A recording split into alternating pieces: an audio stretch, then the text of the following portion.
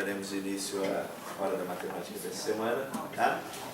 Na última vez que eu falei aqui, eu falei do floco de neve, eu comentei algumas coisas da curva de Peano, de outros conjuntos fractais, e aí, por coincidência, encontrei o Danilo na cantina dando sopa, e ele me disse, olha, eu tenho uma palestra pronta. Eu falei, ótimo, a Hora da Matemática.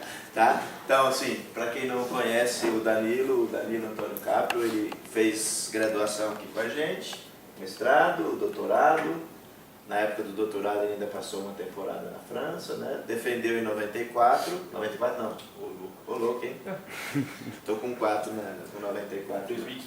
2015. Foi 14? 14 eu estava na França. Ah, é verdade.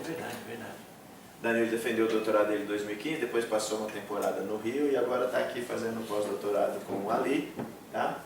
E ele vai falar pra gente uma introdução aos conjuntos fractais e vai aparecer os interessantes. Obrigado pelo convite, velhinho. Pela intimação, né? Não foi nem convite. Para dar sopa na cantina. Então, boa noite. Bom, como o nome já diz, vou falar sobre uma introdução dos conjuntos fractais. Vou contar um pouquinho da história, de quando começou a surgir, mesmo quando eles não sabiam o que era esse termo fractal. Esse termo veio ser dito só na década de 60, mas já no século XIX já se estudavam alguns fractais, assim como a curva de Peano, a curva de Hilbert. Né? Tá, mas vamos começar. O que seria um fractal? Alguns de vocês já devem ter ouvido falar, até uma definição. Essa aqui não é a definição matemática, mas é a definição que todos nós conhecemos. Que, dado um objeto geométrico, e dizemos que ele é um fractal se a gente pegar uma parte dele e dar um zoom, esse pedaço dele ele vai ter as mesmas propriedades do conjunto total. A definição matemática é um pouquinho mais complicada, veio a ser definida por Mandelbrot e está relacionada com dimensão de Hausdorff, mas isso não vem ao caso hoje. Hoje vai ser um pouquinho mais de história. Como eu falei, esse termo ele foi definido, o termo fractal foi definido pelo matemático Mandelbrot em 1975, falei década de 60, década de 70. E vem do latim, que é fracção. Né? E, por exemplo, onde a gente consegue ver fractal? Na verdade, se a gente começar a reparar qualquer coisa à nossa volta, a gente vai começar a perceber que tem coisas fractais. Por exemplo, se a gente vê um brócolis e a gente começa a ver que a figura geométrica não é aquela coisa linear que a gente está acostumado. E dá a entender que se a gente começar a ficar dando zoom, a gente vai ver que uma pequena parte representa o todo. Os galhos de uma árvore, o floco de neve, por exemplo. Que nem o Jefferson falou sobre o floco de neve, né, na última palestra. E eu aconselho a vocês, que é um matemático francês muito bom para dar palestra, que é o Etienne, e ele deu uma palestra recentemente no IMPA. Você falou sobre isso? Já passei a palestra para eles. Muito legal, e lá na palestra ele conta a história do floco de neve. Inclusive, uma coisa que eu não sabia, que eu estava vendo hoje, ele fala que se tem 132 tipos de flocos de neve.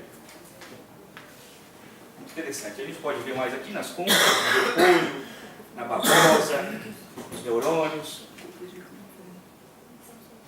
aqui nos vasos sanguíneos, no pulmão. Pelo jeito é um pulmão de não fumante, né? Tá bonitinho assim. Mas eu tenho certeza, vou fazer a pergunta, mas eu tenho certeza que todo mundo aqui já fez fractal na vida. Inclusive aqueles que estudam muito e erram bastante. Um exemplo de fractal, por exemplo, é uma folha amassada. Você amassar a folha, você já está fazendo um fractal. E já estudaram, já até a dimensão de Hausdorff, da folha amassada. Ela tem uma dimensão que é diferente da dimensão do plano, que é a dimensão 2, ela é um pouco maior. Tá, beleza. Vamos lá. Conjunto clássico que todo mundo conhece, o conjunto de Cantor. Conjunto simples a priori para se definir, mas tem propriedades riquíssimas, né? Então, acho que a maioria aqui pelo menos conhece. O conjunto de Cantor você pega um segmento de reta, intervalo 0,1, você divide em 3 partes, tira a parte do meio. E aí você obtém 2 segmentos. E aí você repete o processo para esse segmento e para esse. Divide em 3 partes, tira do meio e aqui também. E faz isso infinitas vezes. Esse conjunto tem as seguintes propriedades: ele é fechado, ele é infinito, não enumerável, ele tem a mesma quantidade de elementos da reta real, ele é totalmente desconexo e não possui pontos isolados. Para qualquer pontinho que você pegar nele, vai ter uma densidade entre aspas, vai ter um conjunto de pontos tendendo a ele. E ele tem medida nula. Para quem não sabe o conceito de medida você pode falar, medida no plano é a área, medida no R3 é volume, medida na reta é o comprimento e segmento de reta. Tem medida nula. Não tem nenhum segmento. Não tem nenhum segmento, exatamente. Esse conjunto, muita gente acha que ele foi descoberto por Cantor, apesar de receber esse nome. Mentira. Antes de Cantor, esse conjunto já tinha sido descoberto por esse matemático Henry Smith, e ele cita num trabalho dele esse conjunto, só que ele veio a ser introduzido e as propriedades deles vieram a ser estudadas pelo próprio Cantor, por isso recebe esse nome. Um outro conjunto legal, o Jefferson já falou, em 1890, um matemático italiano, Giuseppe Peano, ele levantou a pergunta: será que a gente consegue pegar um quadrado aí fechado, 0101 por exemplo, e a gente consegue desenhar uma curva que não tenha autointerseção, que preencha completamente esse quadrado? E ele respondeu que sim, nesse mesmo ano, e a maneira que ele desenha essa curva, é um vídeo aqui, se vocês conseguirem ver, ele, na verdade, ele vai desenhando a curva tal, só que costurando a curva anterior. Só que dá para você desenhar essa curva por recorrência. De que maneira? Uma maneira de você desenhar essa curva também você vem aqui, você pega essa figura aqui. É um N. Vamos dizer assim, um N quadrado. Então você desenha o N, aí você vem aqui, desenha esse N ao contrário, e desenha ele de novo. E aqui já começa ao contrário.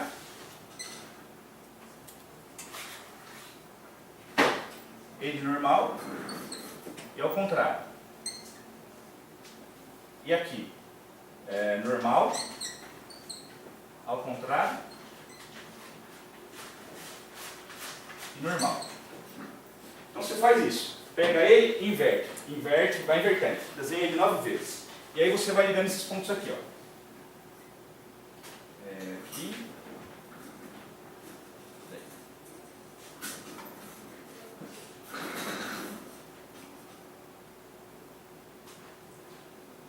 Deve ser do lado aí, né?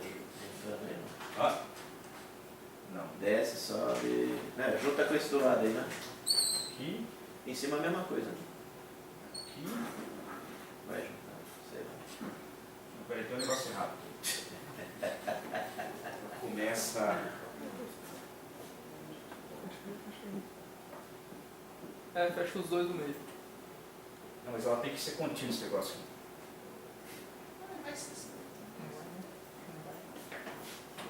Apaga aí, então. Esse baixo. Normal, invertido. Normal, invertido, normal, invertido. Normal, invertido, normal. Tá, exercício. Como é que a gente liga isso aqui de forma divertida? Não, aí sim, ó, começa aqui de baixo, do seu lado esquerdo aí. Esquerdo Aqui. e inferior, vai juntando, junta com o do lado.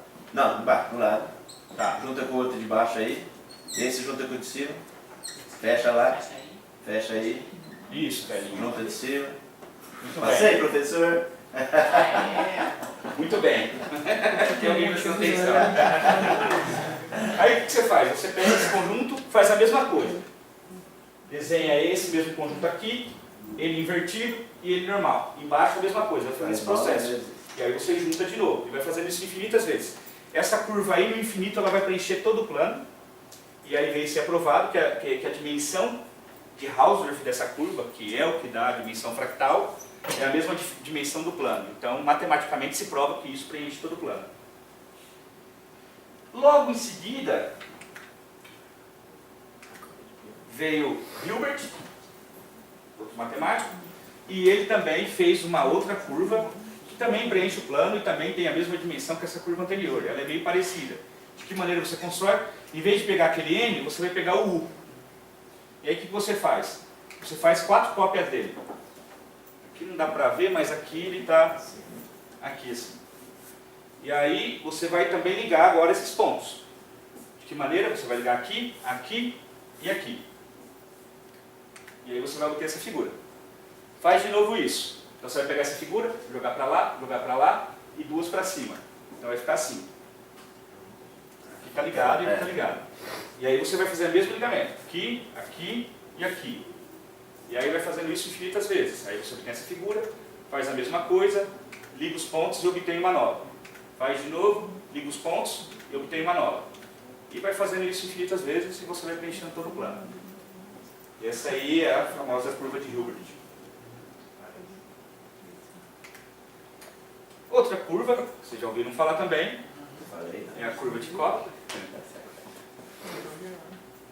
Recebe o nome de curva de Koch, que é o nome do matemático sueco que inventou essa curva. Você tem um segmento de reta, divide em 3 partes, constrói um triângulo. E aí, cada lado agora desse negócio, você vai repetindo esse processo. Vai obtendo isso e isso, e faz isso no infinito. Então, isso também é um fractal. E com a curva de Koch você consegue fazer o triângulo também.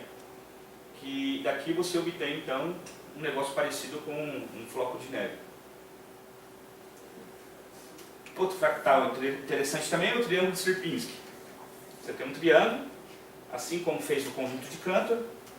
Você vai dividir em triângulos menores.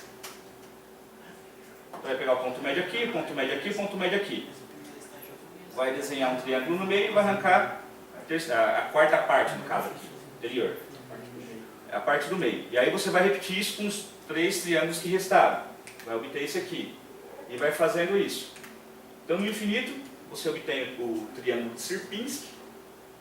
Nossa, não tem área nenhuma praticamente. Não tem. Não tem área, praticamente nula. É nula. Ela é uma poeira, ela se chama poeira de Cantor. Porque elas são só pontos e é a mesma coisa que o conjunto de Cantor. Isso aí veio a ser descoberto por Sierpinski, matemático polonês, em 1915. E aí, como já foi falado, tem tantos pontos como os números reais, assim como o conjunto do Cantor. Tem área igual a 0. Ele é autossemelhante, ou seja, uma parte é idêntica ao todo e não perde a sua definição à medida que ele é ampliado. Então, se você pegar ele, vou dando zoom. Isso significa o quê? Você pode dar o zoom que for, você sempre vai obter o triângulo de Sierpinski. Parece que eu fumei um baseado. Foi só o senhor não, hein? Pô, tá todo mundo bem. Nossa, fica... Pô, vocês estão fazendo matemática ou vocês estão fazendo... Espera chegar no Juliá. Aí vai parecer que você tomou doce. Bom, se faz com um triângulo, a gente pode fazer com retângulo também. O retângulo é chamado de tapete de Sierpinski. Então você faz a mesma coisa, divide em quadrados menores, tira o do meio. Aí o que restar você vai repetindo o processo infinitas vezes. Então isso aí é chamado tapete de Sierpinski, que também é uma poeira de Cantor, tem todas as propriedades do triângulo de Sierpinski. E isso você pode fazer no R3, no R4. Pode fazer com cubo, né? Com cubo, Bom, legal. Aqui, esse você não falou. Esse não. Só falei do tapete do floco. Esse aqui é conhecido como a curva do dragão, ou também conhecido como o dragão Jurassic Park. Inclusive, o filme da década de 90 tem uma motivação com esse fractal. O que seria a curva do dragão? Para definir isso aqui é um negócio bem simples. Você pega uma folha de papel, dobra ela no meio e volta o ângulo de 90. Então aqui eu tenho minha folha de papel, eu dobrei ela no meio e voltei. Aí eu fiquei com uma folha desse formato aqui. dobra a folha, dobra de novo. Volta 90, volta 90. O formato que você vai ter da folha vai ser esse aqui. E como tudo a gente está fazendo sempre com recorrência, você vai repetindo esse negócio. Aí você vai obter esse objeto, depois esse, e isso no infinito. Except não, porque o cara que fez achou que viu um dragão. Tá louco. E aí, no infinito, a gente obtém um fractal assim. E tem só um ângulo reto só. E não tem alguma curva aí, porque o negócio parece que tá todo curvo. Porque tem alguma curva aí que... Não, aqui é só com ângulo de 90. Você repete o padrão sempre com ângulo de 90. Eu tenho um vídeo aqui que tem os outros ângulos. Ele vai mostrando toda a curva para os outros ângulos, mas vai ter que ter um motivo. Mas antes de eu mostrar esse vídeo, eu vou falar. Essa curva, a priori, ela foi estudada por uns físicos da NASA. Eles começaram a estudar isso aí. E aí ela veio ser descrita pela primeira vez por esse cara que ele era tudo, na verdade. Ele escrevia livros, ele estudava filosofia, matemática, um monte de coisa, religião, tudo. E ele gostava de pesquisar as coisas. E ele descobriu a curva do dragão e ele falou a primeira vez disso em 1967. Mas as propriedades matemáticas dela vieram a ser estudadas depois por esses dois matemáticos aí. Uma maneira matemática de definir isso aí, só por curiosidade, você pega esse elemento complexo, B igual a menos 1 mais I, e você define esse conjunto D como sendo somatório de K variando de 0 até N, de B elevado a K, esse número complexo elevado a K sobre esse cara, onde a K ele é 0 ou 1. E N você vai pegando os naturais. Para N igual a 1, para N igual a 2, para N igual a 3 e tendo infinito. Aí você vai obter esse conjunto e você pega o fecho dele. Esse fecho dele vai dar o fractal do dragão. Esse de 90, né? Ou de 90. Aí um vídeo aqui, ele mostra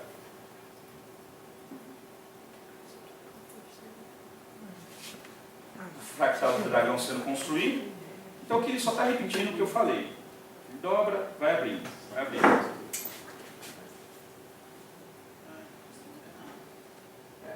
Você tá meio torto aqui.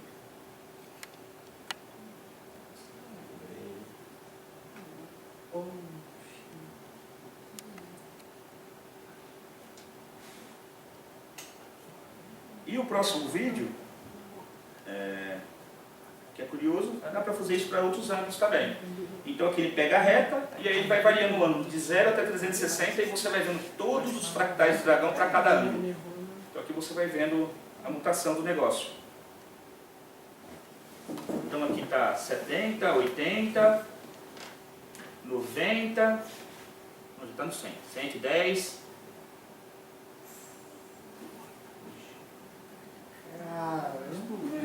Nossa, olha isso aí. Tô usando uns doces muito loucos pra ver se é isso. E aí depois do 180 ele praticamente vai voltando à forma como se ele estivesse retrocedendo os anos. Então, legal, último vídeo.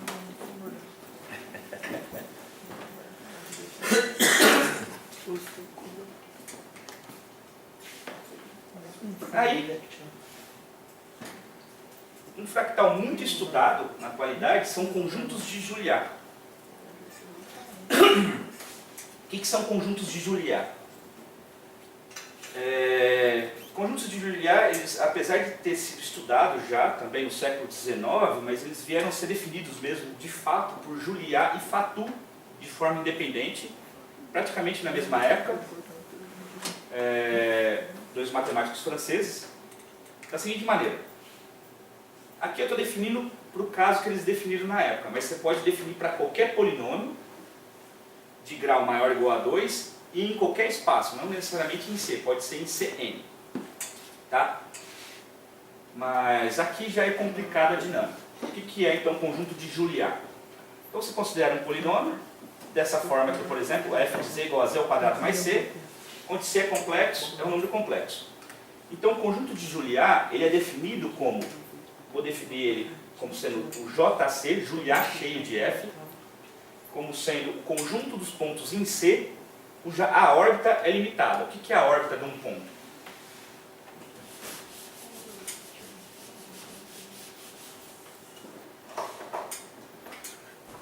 O que eu quero dizer é, seja Z tal que Z está no Juliá cheio de F. Significa o quê? Que a órbita de Z por F é limitada.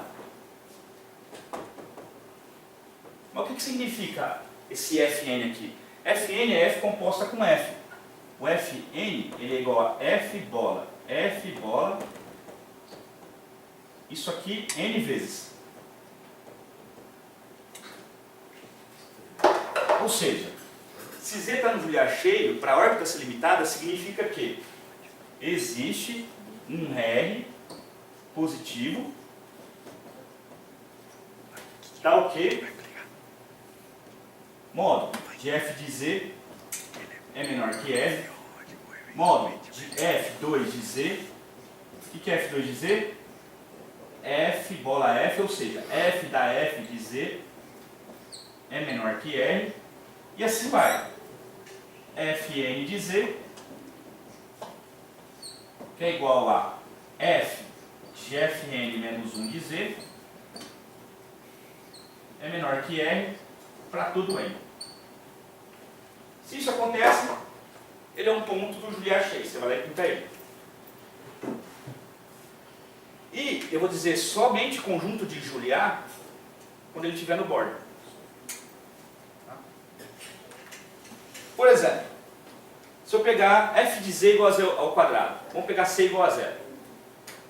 Sem vocês lerem aqui, vocês já imaginam quem que vai ser o Juliá cheio da função? Pega um ponto do plano complexo, z. Vou fazer o quê? Levar ele ao quadrado. Elevar ao quadrado de novo. Vou levar ao quadrado de novo. Vocês percebem que, para quem já estudou variáveis complexas, se ele tem módulo maior que 1, se eu fazer z ao quadrado, o módulo dele aumenta. Se levar ao quadrado de novo, aumenta. E vai para o infinito. Se eu pegar ele na borda do disco, ele tem módulo 1. Ao quadrado, ele vai dar uma rotacionada lá, mas ele vai ter módulo 1. Então ele vai ficar girando ali. E se ele estiver no interior, cada vez que eu levo ele ao quadrado, ele vai convergir para zero.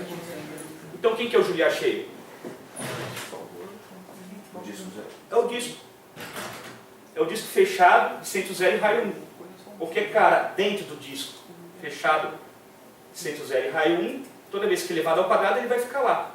Se o cara está fora do disco, ele vai para o infinito. Então não serve.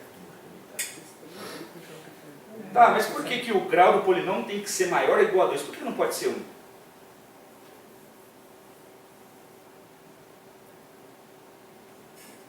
Não tem graça, né? Se for igual a 1, o que a gente vai ter? Vou pegar aqui f de z igual a z mais c. O que é f2 de z? É a f da f de z, que é z mais c. O cara que está aqui dentro, eu somo c. Então vai ser z mais 2c. O que é então a fn de z? C mais NC. Z mais NC. Se o C for diferente de zero, quando o N vai para infinito, esse cara vai para infinito. Então ninguém está no Juliá. Se o C for zero, o Juliá é o próprio complexo, porque todo mundo é ponto fixo. F de Z é igual a Z, então sempre fica parado ali.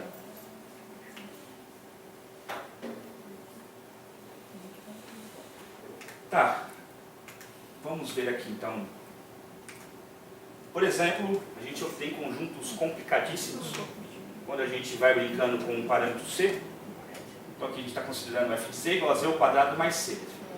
Se a gente pegar, por exemplo, o c sendo esse número complexo aqui, 0,38 mais i 0,22, a gente obtém esse conjunto aqui.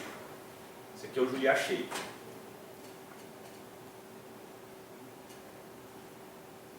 Aí a gente muda um pouco o parâmetro, menos 0,82 mais i 0,33, a gente obtém esse cara aqui, ó. Parece que é totalmente desconexo, você só tem pontos, mas você não tem conexão entre eles. Brinca mais um pouquinho com o parâmetro, aqui eu só estou pegando um Juliá, não é o Juliá cheio. Estou pegando só a borda dele. Aí você tem esse negócio aqui. Conforme você vai brincando com os parâmetros, você vai obtendo esses negócios muito loucos.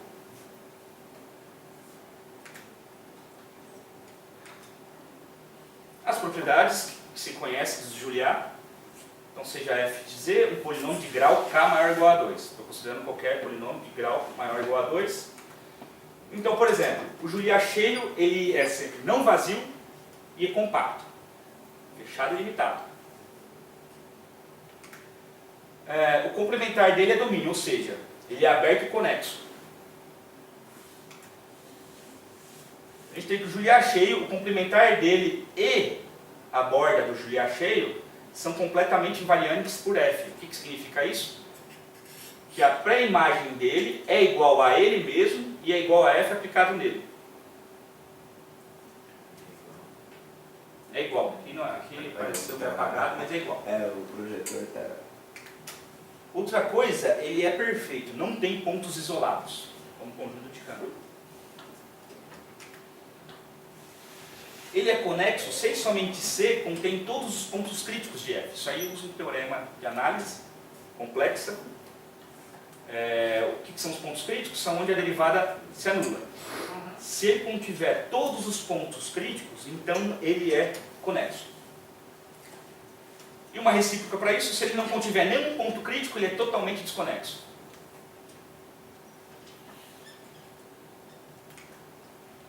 E além disso, para qualquer ponto do bordo que eu pegar, e eu for pegando as pré-imagens dele, as pré-imagens vai desenhar o próprio bordo. Isso aí para a dinâmica em C.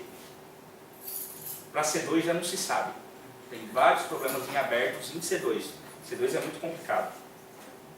E um problema em aberto, ainda em C, não se sabe ainda caracterizar os conjuntos de Juliá localmente conexos. Então, quem um dia conseguir resolver, dá um belo artigo aí. Aí aqui, a gente está pegando o polinômio f de z igual a z ao quadrado, mais esse parâmetro aqui. 0,7885 e elevado a IA. Esse e elevado a IA, para quem não conhece, é cosseno de A mais I vezes seno de A. Então isso aí, você está pegando pontos do disco, centrado em 0, e raio 0,7885, para A variando de 0 a 2π. Então conforme você vai tendo esse parâmetro variando no círculo, você vai obtendo esses conjuntos de Juliá aí.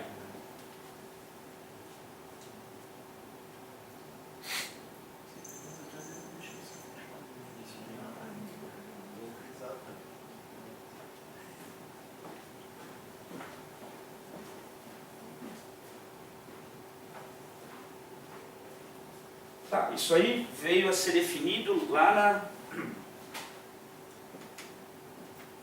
1910, 1912, por Juliá e Fatou. Um negócio interessante é que eles definiram de forma independente, mas Juliá, o conjunto recebe o nome de Juliá. Eu dei uma pesquisada, não achei muita coisa. O que eu achei foi que, naquela época, na época da guerra, Juliá foi para a guerra e se machucou, ficou muito ferido. Então o governador lá, o rei, sei lá, ele quis dar um prêmio para Juliá. E eu acredito, não sei se é verdade, eu acredito que por conta disso, esse conjunto recebeu o nome dele.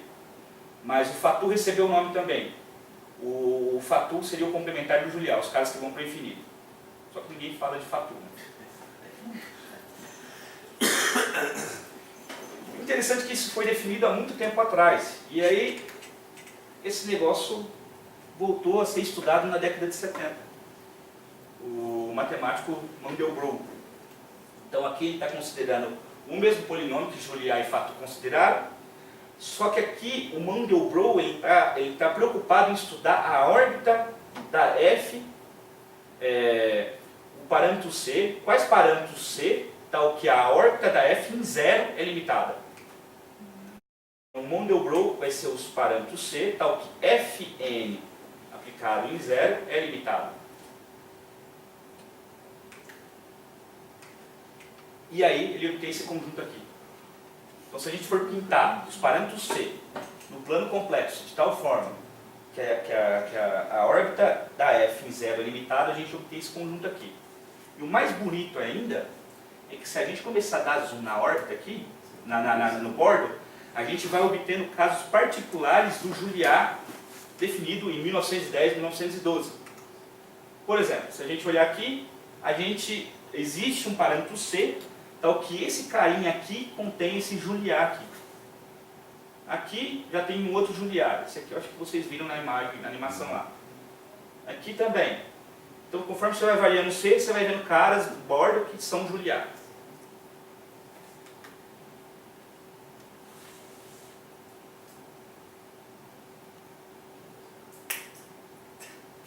Não foi. Ah, olha lá. Vamos dar zoom então.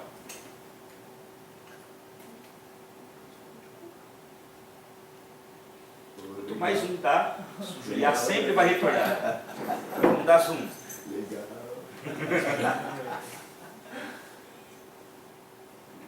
Aí você vê que aparece um monte com densidades assim. E retorna o Juliá, lá no fundão.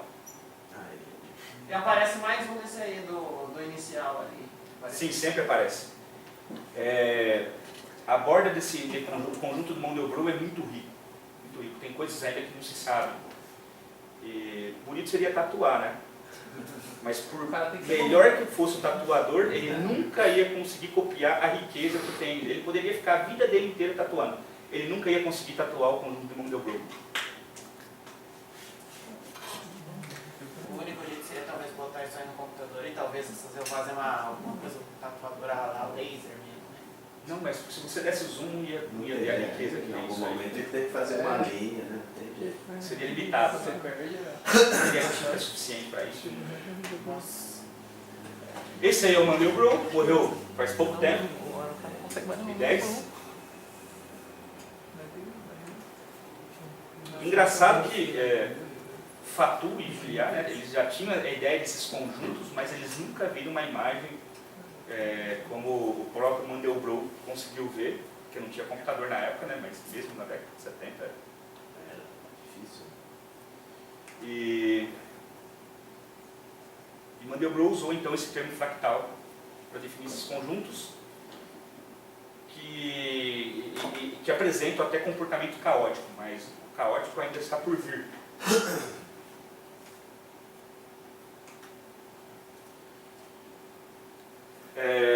A motivação de se falar de conjuntos de Juliá, ele é muito estudado hoje em dia ainda, quando a gente trabalha com conjuntos de Juliá agora em C2. Vamos aumentar a dimensão. Ou R2. Ainda é muito complicado. Por quê? Tem muitos sistemas dinâmicos que estão relacionados com aplicações na natureza. Como, por exemplo, para você prever o que vai acontecer num futuro não muito próximo. Né? E conjuntos de Juliá dizem muito sobre isso. E da onde veio essa motivação? Aqui está um negócio bem clássico das equações diferenciais, que é o trator de Lorentz. Ele foi introduzido então em 1963, esse é o trator de Lorentz. Ele é um sistema não linear, tridimensional e determinista. Eles são equações diferenciais simplificadas, eu já vou mostrar a cara delas. Tá? E aí, para um determinado conjunto de parâmetros, a gente consegue ver comportamentos da dinâmica disso. E foi a primeira vez que aparece um comportamento caótico, chamado atrator estranho, esse atrator de Lorentz. Por quê? Porque quando você estuda isso aí, você percebe que a dinâmica dos conjuntos que não vão para o infinito, eles são atraídos por um atrator num conjunto. A priori ele é bizarro, ele é esquisito, os pontos convergem para esse conjunto, só que aí a dinâmica nesse conjunto é caótica, é um negócio que você não tem muito que saber o que vai acontecer num futuro distante.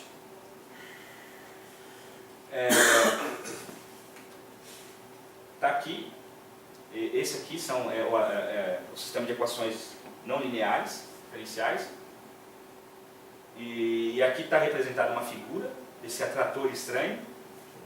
Isso aqui é caótico. Aqui você vê órbitas aqui rodando aqui em torno, aí do nada eles vêm para cá e começam a rodar aqui, mas de uma maneira bem espalhada, não tem uma coisa bonita. E aí, um matemático chamado Henon viu essas equações diferenciais e falou assim, se a gente tentar fazer isso aí como uma aplicação no serviço, será que a gente obtém um negócio parecido? Né? E ele obteve melhor. Então ele introduziu, ele pegou esse sistema de equações e trouxe isso para o bidimensional, as aplicações de C2. E aí, devido à sua forma simples, a aplicação de Henon ele fornece maneiras mais fáceis de você explorar a dinâmica. O que acontece? Você obtém um detalhadamente melhora a dinâmica caótica. Assim como os conjuntos lá de Juliá, a gente obtém aqui também. E essa dinâmica ela começou a ser estudada para você estudar a previsão do tempo. E aí depois que Henon definiu isso aí, veio a ser estudado por vários matemáticos. Muitos ganharam medalha Fields na matemática, né? Meio, Biocossi e tal. De que maneira você define isso? Então você vai definir que a f de xy, aplicação bidimensional, o primeiro parâmetro é y, e o segundo é um polinômio em função de y, só em função de y, mais uma constante, menos uma constante vezes x.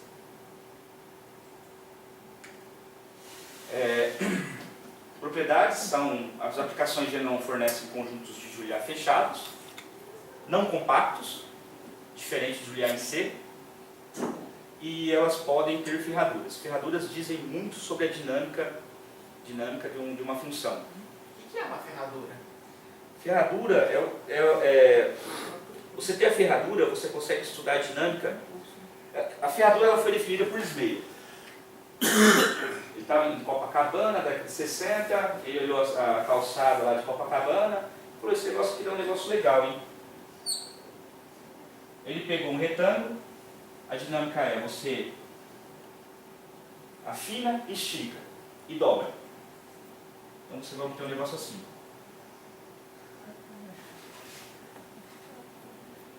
Aí você vem agora, aplica a F é isso aqui. A F ela afina, estica e dobra.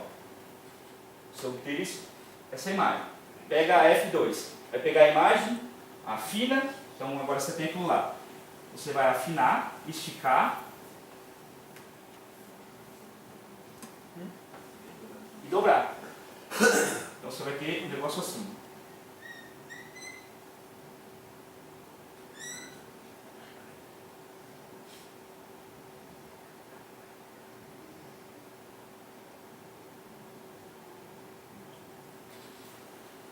Afina, estica e dobra. Faz isso infinitas vezes. E o afinar, esticar e dobrar, você pode também engordar, esticar por outro lado e dobrar por outro lado. E você obtém a mesma coisa, só que rotacionado. E aí quando você coloca um sobre o outro, você consegue pontos que são pontos fixos. Quando você estuda a dinâmica disso, você consegue pontos de qualquer tipo, de qualquer período. Então tudo é possível, um sistema dinâmico que satisfaz a ferradura. Tudo é possível. E por isso é caótico, você não tem controle. E uma ferradura, quando você pega a dinâmica dela, tem um termo dinâmica que é estabilidade estrutural. O sistema dinâmico, a dinâmica de um conjunto, de uma função, ele é parecida com o outro. Ele satisfaz a mesma dinâmica, ou seja, se você tem um caos aqui, você vai ter um caos aqui. Se você tem pontos periódicos aqui, você tem pontos periódicos aqui. Se você tem ponto fixo aqui, você tem ponto fixo aqui. Então, se você já sabe como que é a dinâmica em uma ferradura, qualquer sistema dinâmico que tem uma ferradura vai ter todas as propriedades que tem nessa ferradura. Então é por isso que é muito interessante saber se o sistema dinâmico tem ferradura ou não. Porque se tem ferradura, você tem caos. Você tem pontos de qualquer tipo. Tudo pode acontecer. É uma bagunça.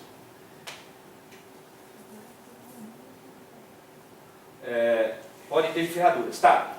Só que nesses conjuntos aí, as aplicações de Henon, tem muito problema em aberto ainda, apesar de você ter uma ferramenta muito boa para se usar, que é a questão que quando você olha essa aplicação aqui, você calcular a derivada dela, A derivada dela dá uma matriz, 2 por 2. A derivada é o tal do jacobiano.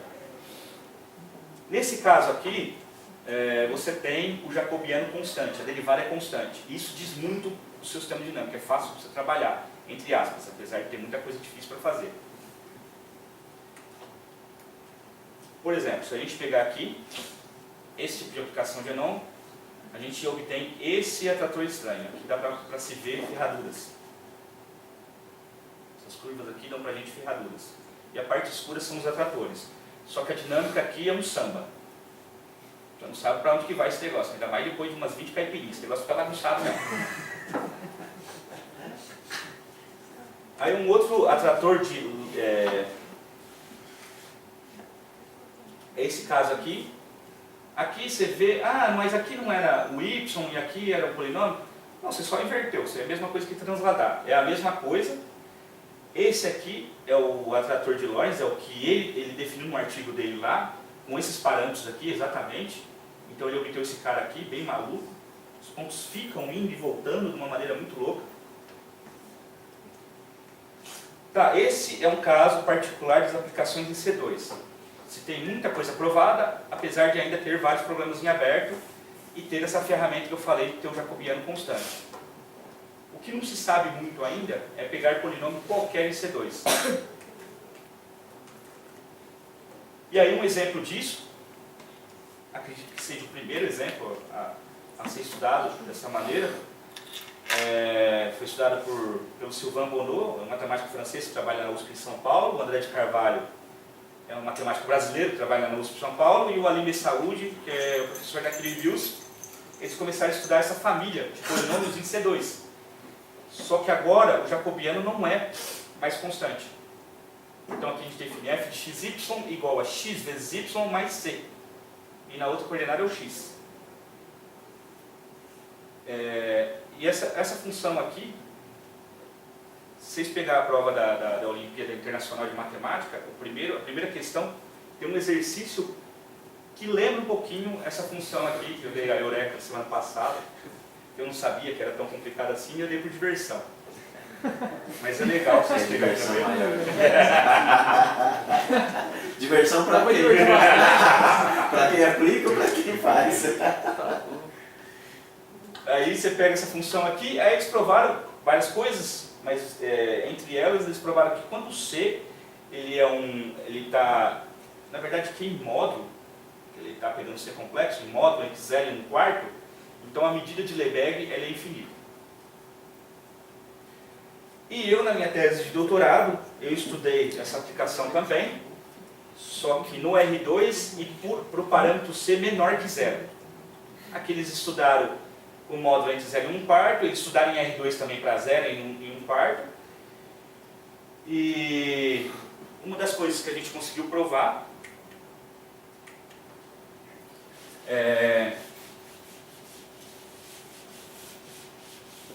quando a gente considera essa função,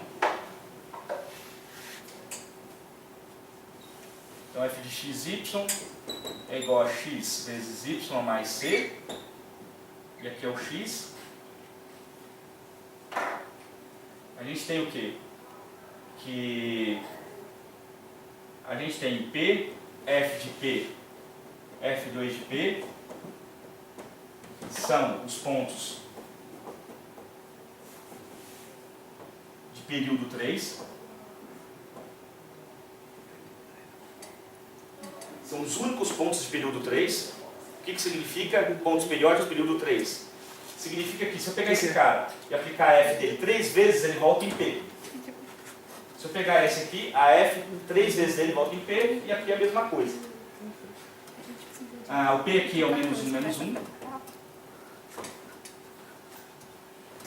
E existem dois pontos fixos, alfa e beta.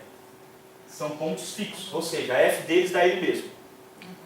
A gente conseguiu provar para esse polinômio aí, que para ser entre menos 1 e 1 sobre 4, a gente tem que o Juliá cheio de f vai ser o conjunto das variedades estáveis desse ponto. O que são as variedades estáveis? Ou seja, vai ser a variedade estável. Variedade estável de P, união com a variedade estável de F de P, união com a variedade estável de F2 de P, união com a variedade estável de alfa, união com a variedade estável de beta. Variedade estável é a mesma coisa aqui. Eu tenho que Z pertence à variedade estável de P, por exemplo, C e somente C, o limite de F, N aplicado em P, quando N vai para infinito, é igual a P. Não, aplicado em Z é igual a P. Tá ruim, né? Dentro dessa caixinha de Então, Z está na variedade estável de P, C e somente C, o limite da Fn de Z, quando N vai para infinito, isso aqui é igual a P. Aí não faz nenhuma diferença se ele vai para mais ou se vai para menos infinito. Porque esse N é, Para menos infinito, não, aqui é para mais infinito. esse N é um natural, minha composição é F de F de F. Não, mas você pode ver também, a gente provou também que É? no passado infinito também tem alguma coisa, só que com uma variedade instável. Mas já tá bom falar só da variedade estável. Isso, em geral, não é trivial de ser provado. Provar que o Juliá de uma função é a união de variedade estável. E aqui a gente consegue ver alguns casos para o Juliá. Por exemplo, os parâmetros menos 2 e menos 1,5, a gente observa que aparecem algumas ferraduras, mas ainda não conseguimos provar que isso é ferradura. Aí conforme o parâmetro vai se aproximando de menos 1, a gente vai obtendo uns negócios muito doidos. E aí a partir de menos 1 você já vai ter uns negócios conexos dentro do Juliá. Então tem muita coisa em aberto ainda nesse mundo de Juliá e fractais e essas coisas aí. E era isso que eu tinha para falar. Obrigado.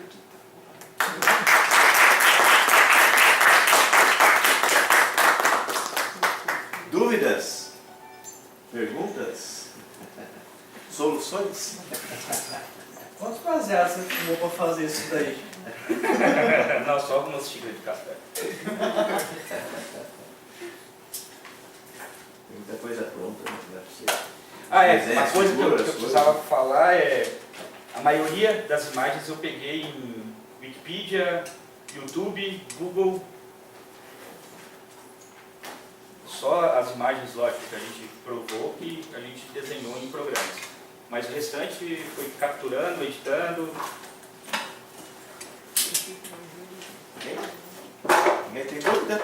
Eu tenho. Você disse que Juliá e Fatura eles não chegaram a ver essa parte computacional, né? Como essa parte de interação. Mas eles tinham um entendimento de como funcionava a interação? Eles conseguiam, na época deles, conseguiam fazer essa visualização? Eles só criaram e Não, trabalharam solamente mesmo. Solamente eles conseguiam ver algumas propriedades. Eles tinham a definição do conjunto e eles sabiam algumas propriedades, como por exemplo, propriedades topológicas, como a conexidade, existência de pontos não isolados, a não existência de pontos isolados, complementar conexo, aberto, mas visualizar dessa maneira que a gente consegue visualizar, não.